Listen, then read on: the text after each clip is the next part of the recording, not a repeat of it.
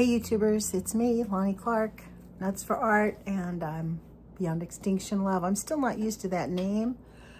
Maybe I should change it back to Nuts for Art. I don't know. But I like Beyond Extinction Love. I like the message that it sends. I'm going to read another chapter of this book, Black Like Me, Ron Howard Griffin. And, not Ron, John Howard Griffin. Sorry about that, you guys. We are on page 118, and I stopped midway. I'm going to read the last paragraph that I read. And I wet my sponge, poured dye on it, and touched up the corners of my mouth and my lips, which were always difficult spots. We boarded the bus in late afternoon and rode without incident to Selma, where I had a long layover before taking another bus into the state capital. In deep dusk, I strolled through the streets of a beautiful town. A group of nicely dressed Negro women solicited contributions for missionary activities. I placed some change in their cup and accepted a tract explaining the missionary program.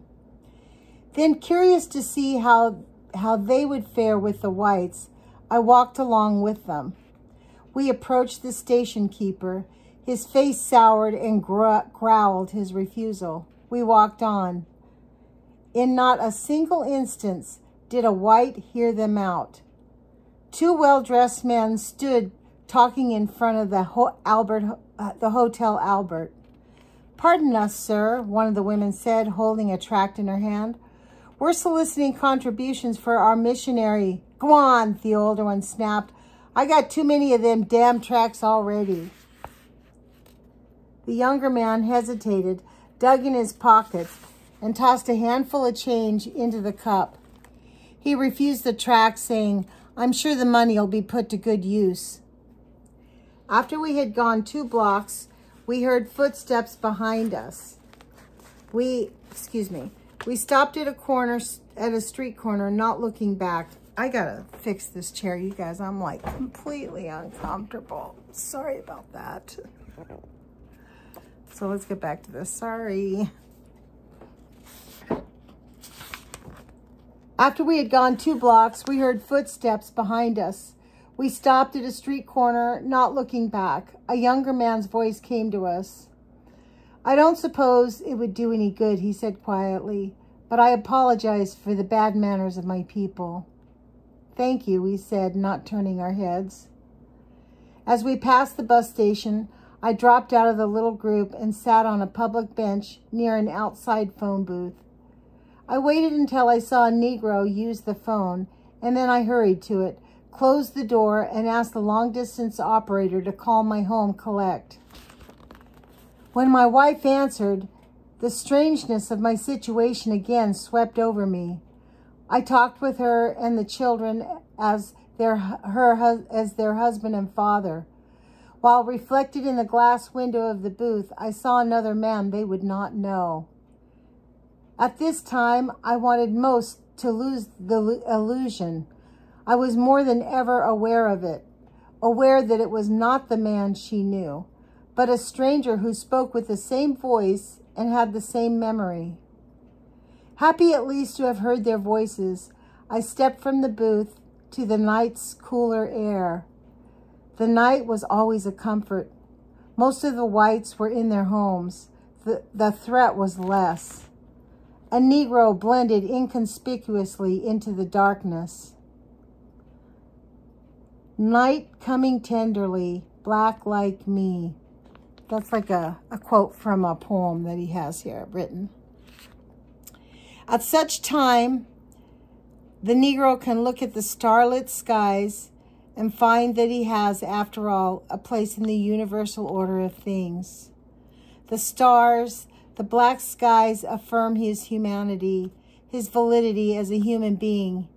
He knows that his belly, his lungs, his tired legs, his appetites, his prayers, and his mind are cherished in some profound involvement with nature and God. The night is his consolation. It does not despise him. The roar of wheels turning into the station, the stench of exhaust fumes, the sudden bustles of people unloading told me it was time to go. Men, better and wiser than the night, put me back in my place with their hate stares. I walked to the back of the bus, past the drowsers, and found an empty seat. The Negroes gave me their sleepy smiles, and then we were off. I leaned back and dozed along with the others. November 25th. In Montgomery, the capital of Alabama, I encountered a new atmosphere. The Negro's feeling of utter hopelessness is here replaced by a determined spirit of passive resistance. The Reverend Martin Luther King Jr.'s influence, like an echo of Gandhi's, prevails.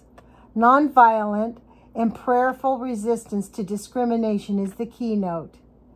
Here, the Negro has committed himself to a definite stand. He will go to jail, suffer any humiliation, but he will not back down.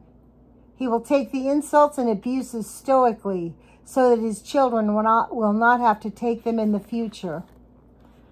The white racist is bewildered and angered by such an attitude because the dignity of the Negro's course of action emphasizes the indignity of his own.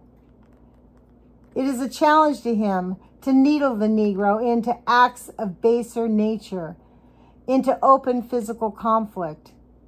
He will walk up and blow cigarette smoke in the Negro's face, hoping the Negro will strike out at him. Then he could repress the Negro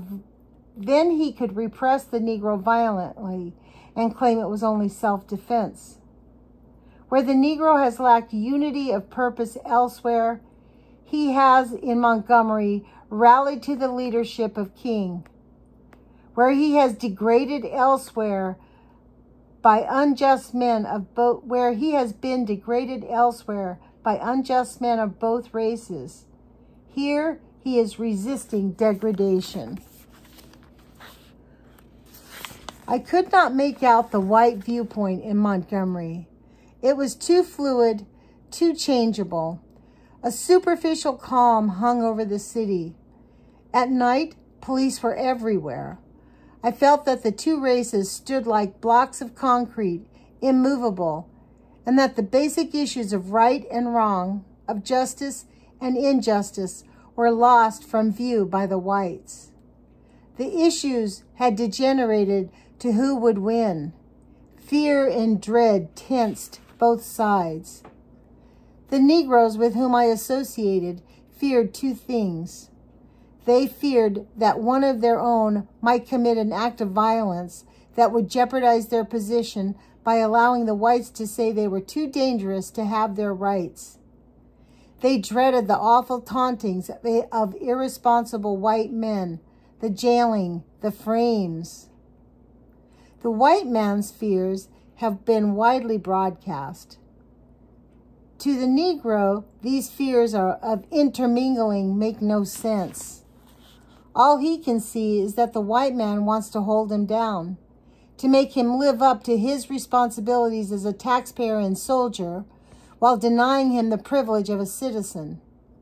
At base, though the white man brings forth many arguments to justify his viewpoint, one feels the reality is simply that he cannot bear to lose to the traditionally servant class. The hate stare was everywhere practiced, especially by women of the older generation. On Sunday, I made the experiment of dressing well and walking past some of the white churches just as services were over. In each instance, as the women came through the church doors and saw me, the spiritual bouquets changed to hostility. The transformation was grotesque. In all of Montgomery, only one woman refrained. She did not smile. She merely looked at me and did not change her expression. My gratitude to her was so great that it astonished me.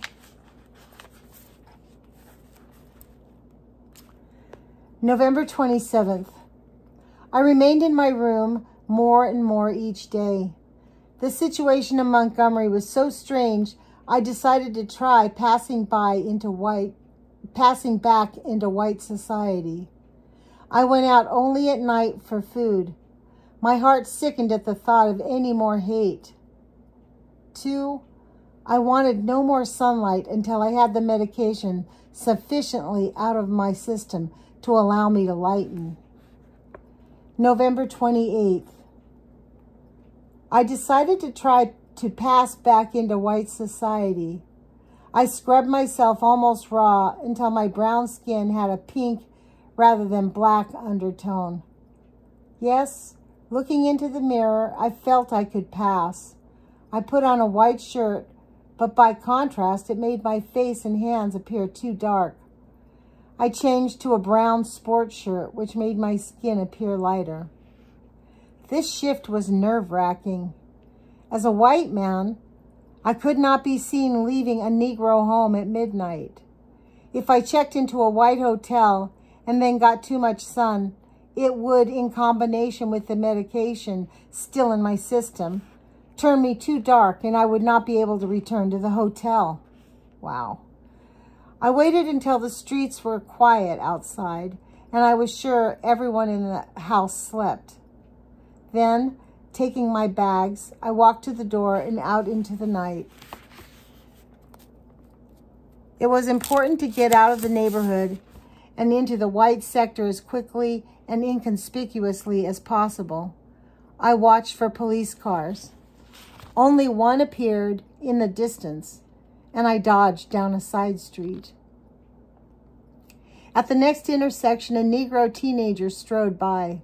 I stepped out and walked behind him. He glanced at me and then kept his eyes to the front. Obviously thinking I might harass him, he pulled something from his jacket and I heard a click. Though I could not see what he held in his hand, I have no doubt that it was a switchblade knife. To him, I was nothing more than a white stranger, a potential source of harm against whom he must protect himself. He stopped at the corner of the wide street and waited to cross. I came up beside him. "It's getting cold, isn't it?" I said, seeking to reassure him that I had no unfriendly intentions. He stood like a statue, unresponsive. We crossed the street into brighter downtown section. A policeman strolled toward us, and the boy quickly dropped his weapon into his jacket pocket. The policeman nodded affably to me, and I knew then I had successfully passed into white society, that I was once more a first-class citizen, that all doors into cafes, restrooms, libraries, movies, concerts, schools, and churches were suddenly open to me. After so long, I could not adjust to it. A sense of exultant liberation flooded through me. I crossed over to a restaurant and entered. I took a seat beside white men at the counter, and the waitress smiled at me. It was a miracle. I ordered food and was served, and it was a miracle. I went to the restroom and was not molested. No one paid me the slightest attention. No one said, "What are you doing in here, nigger?"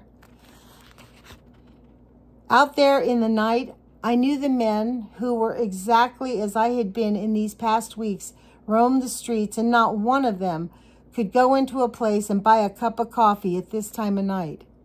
Instead of opening the doors into restrooms, they looked for alleys. To them, as to me, these simple privileges would be a miracle. But though I felt it all, I felt no joy in it. I saw smiles, benign faces, courtesies. A side of the white man I had not seen in weeks, but I remembered all too well on the other side. The miracle was sour. I ate the white meal, drank the white water, received the white smiles, and wondered how it could all be.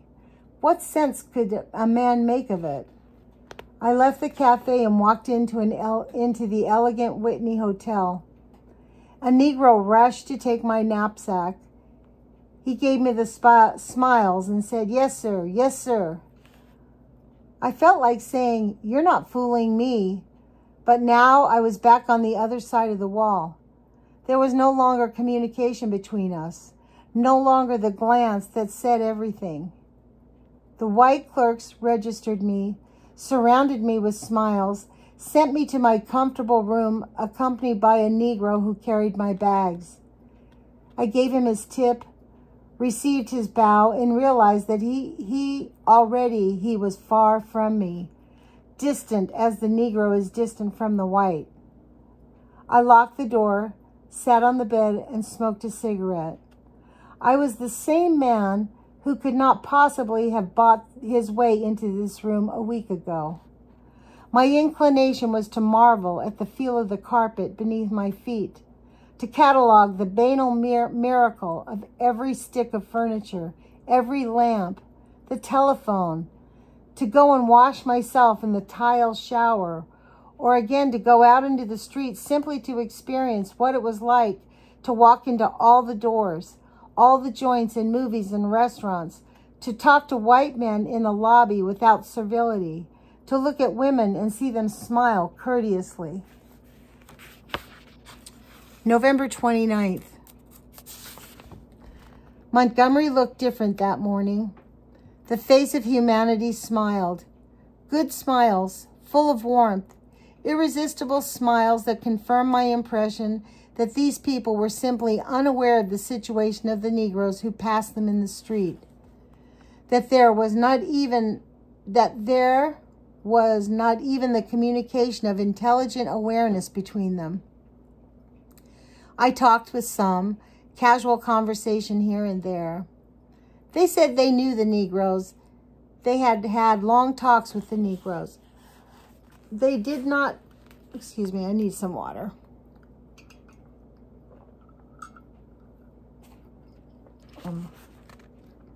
They did not know that the Negro long ago learned he must tell them what they want to hear, not what is. I heard the old things. The Negro is this or that or the other. You have to go slow. You can't expect the South to sit back and let the damn communist North dictate it, especially when no outsider can really understand. I listened and kept my tongue from giving answer. This was the time to listen, not to talk, but it was difficult. I looked into their eyes and saw sincerity and wanted to say, "Don't you know that you are prattling the racist poison?" Montgomery, the city I detested, was beautiful that day. At least it was until I walked into a Negro section I had not been before. I was a lone white man in a Negro neighborhood. I, the white man, got from the Negro the same shriveling treatment I, the Negro, got from the white man. I thought, why me? What have I been? I have been one of you. Then I realized it was the same stupidity I encountered in the New Orleans bus station. It was nothing I had done. It was not me, but the color of my skin. Their look said, "You white bastard, you old-faced son of a bitch. What are you doing walking in these streets?" Just as the whites' looks had a few days before said, "You black bastard, you nigger son of a bitch, what are you doing walking in these streets?" Was it worth going on? Was it worth trying to show the one race what went on behind the mask of the other? December 1. I think I'm going to stop. We're on page 126, and we're on December 1, and we're at 20 minutes. So I'll just keep it here and keep it short tonight. So appreciate you guys for being here, and I don't know if you are enjoying the book because I'm not listening to me read it. I'm reading it as I'm reading it out loud. But super awesome book. I'm just really, I don't know how anybody, I'm just stunned at the depravity of racism. And I think that we as a culture got relaxed about it. and it's raised its ugly head again, and we're seeing it act out in our government because the white supremacists have kind of taken over the White House. You know, we have Goebbels 2.0 and Stephen Miller, but we fight the good fight, man. We resist. That's the deal. We have to resist. And I heard Benjamin Dixon say we got to do it in a three-prong. You got to pray for divine intervention. You have to protest, and you have to petition your government, which means contact your elected officials. So I think that's actually pretty good advice. I am going to see you guys tomorrow night. I'm going to for sure read another chapter. Put your courage feet on, you guys. See you again soon. Bye-bye.